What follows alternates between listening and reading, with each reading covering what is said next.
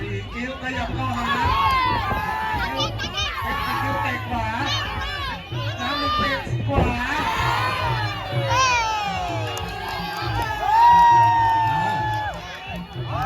คนละทีสี่คิ้วขยับเข้าหาเป็นสี่คิ้วเตะขวาเป็นสี่คิ้วเตะเข้าซ้าย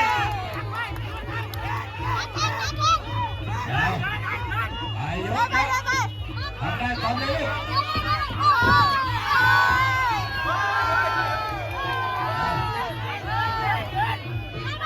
สี่คิ้วสี่คิ้วต่อครับไปไม่ได้